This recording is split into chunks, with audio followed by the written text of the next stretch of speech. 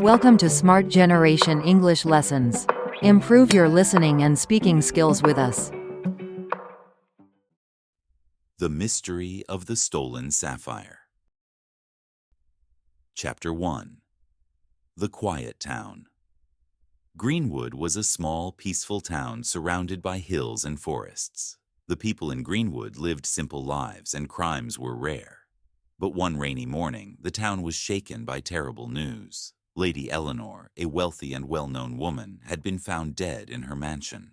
To make matters worse, her prized blue sapphire necklace, worth millions, was missing. Lady Eleanor was loved by some and feared by others. She was known for her sharp tongue, but also for her generous donations to the town's school and hospital. Her sudden death left everyone in shock. The local police, led by Officer Clark, tried to investigate but quickly realized they were in over their heads. "We need help," said Officer Clark. "This isn't an ordinary case." They called Detective Arthur Gray, a brilliant detective from the city known for solving the toughest cases. When Detective Gray arrived, the townsfolk gathered to see him. He was tall, with sharp eyes and a calm demeanor. "Let's solve this mystery," he said confidently. Chapter 2. The Crime Scene. Detective Gray went straight to Lady Eleanor's mansion. The grand house stood at the edge of town, surrounded by tall iron gates and a beautiful garden. Inside, the air was heavy with sadness and fear. The detective entered the study where Lady Eleanor's body was found. The room was in disarray. The large safe where she kept her valuable jewelry was open and empty, and a broken window suggested someone had entered from outside. Detective Gray examined the body. There was no sign of a struggle, but Lady Eleanor had a bruise on her head. "She was likely struck during a confrontation," he murmured. He carefully inspected the room and found 3 important clues. 1. A muddy footprint near the broken window. 2. A strand of long blonde hair on the carpet. 3. A crumpled piece of paper under the desk.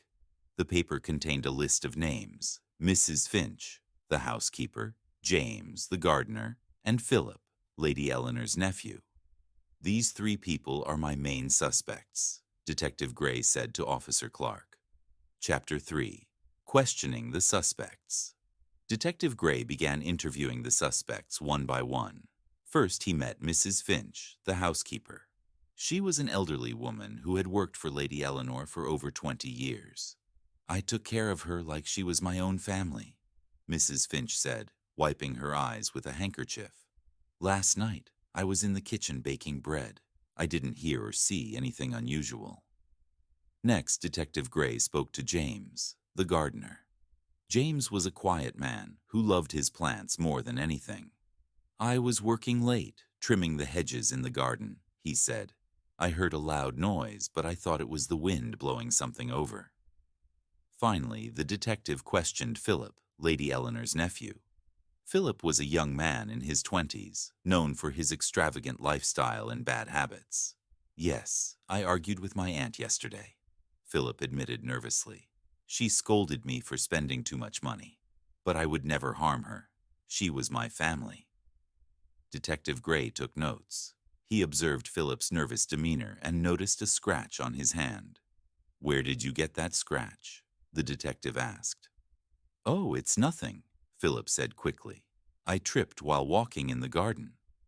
The detective wasn't convinced. Chapter 4. The Missing Piece. Detective Gray spent the next day talking to the townsfolk. He learned that Lady Eleanor had recently updated her will. Rumor had it that she planned to cut Philip out of her inheritance. The detective also revisited the crime scene. This time, he noticed a small patch of dirt on the windowsill. It matched the muddy footprint near the broken window. Whoever entered through this window must have stepped in the garden first, he thought. To confirm his theory, Detective Gray examined the tools in the gardener's shed. He found a pair of muddy boots that seemed to match the footprint. When he confronted James, the gardener, James panicked. "I didn't kill her," he cried. "Yes, I walked near the window that evening, but I didn't go inside. I swear." Detective Gray believed James was telling the truth. The real killer had tried to frame him by leaving the footprint. Chapter 5.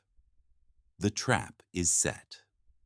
Detective Gray decided it was time to set a trap. He called a meeting with the suspects and announced, "The police have found the sapphire necklace. It's now locked safely in the police station." The news spread quickly through the town. That night, Detective Gray and Officer Clark hid near the police station. They waited in the shadows, watching for anyone suspicious. Around midnight, they saw a figure creeping toward the station. The person wore dark clothes and carried a small bag of tools. As the figure tried to pick the lock on the station door, Detective Gray jumped out. "Stop right there!" he shouted. The figure froze, then tried to run, but Officer Clark blocked the escape. They caught the person and removed the hood. It was Philip. Chapter 6. The Confession. Philip was taken to the police station for questioning. At first, he denied everything, but Detective Gray remained calm. "We know you were trying to steal the necklace. Tell us the truth, Philip," he said. Philip finally broke down. "Yes, I did it," he admitted. "Aunt Eleanor found out I was gambling and wasting money.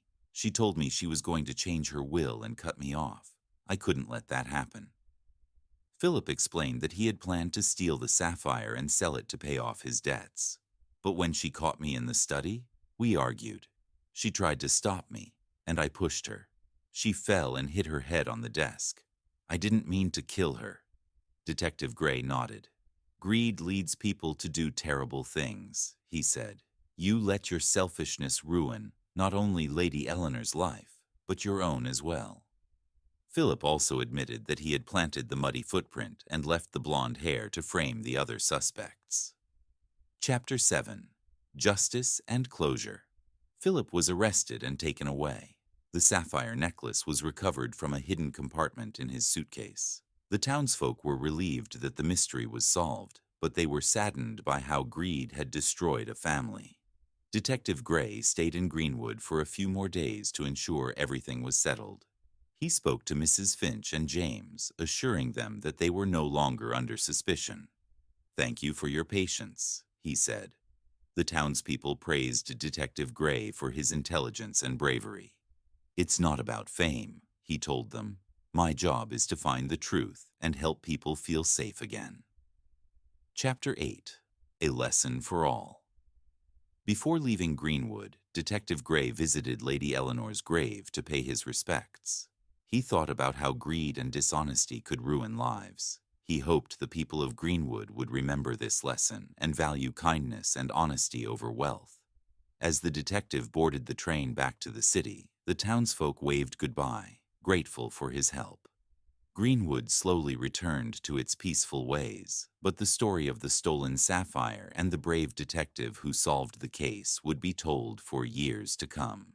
Moral of the story: greed and dishonesty lead to ruin, but truth, intelligence, and bravery can bring justice and restore peace. If you liked the video, please like and subscribe the channel for more videos like this.